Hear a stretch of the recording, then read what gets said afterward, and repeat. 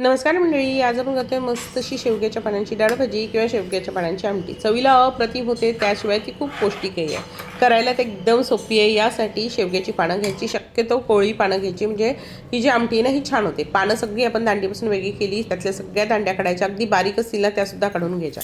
छान 2 ते 3 पाण्याने धुवून घ्यायचं. एक कुकरची पॅन घेतली, त्यामध्ये पाऊण वाटी मी तूर डाळ घेतली. तूर डाळ व्यवस्थित 2 ते 3 पाण्याने धुवायचं. त्यामध्ये डाळ शिजेल इतपत पाणी घालायचं आपण, आणि त्यानंतर आपण ही शेवग्याची पानं घालायची. शक्य असेल तेवढी कापून पण घ्या, जमत असेल तेवढी, कारण फार बारीक आहे ती, चिरता येत नाही.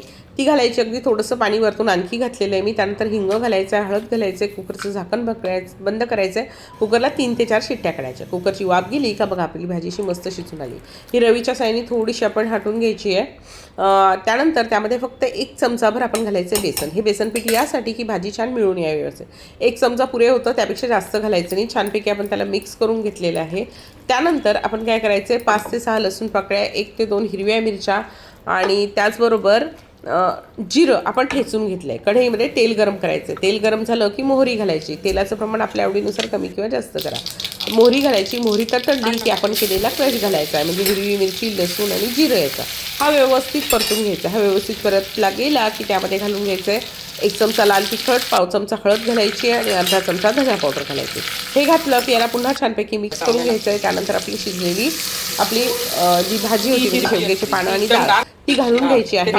ती घातली की त्यानंतर आवश्यकतेनुसार गरम पाणी घालायचं आहे. चवीनुसार मीठ घालायचं आहे भाजीमध्ये, आणि त्याचबरोबर आपण घालून घ्यायचं आहे थोडासा गूळ, थोडंसं आमचूर पावडर घातली किंवा चिंच घातली तरी चालेल, आणि गोडा मसाला घालायचा. छान एक उकळी आली की गॅसची पॉवर कमी करायची, आणि मस्त ही भाजी शिजू द्यायची आहे की मस्त आपली भाजी तयार होते. सगळ्यात शेवटी मात्र थोडीशी कसुरी मेथी घाला, त्यामुळे भाजीची चव अजूनच एनहान्स होते.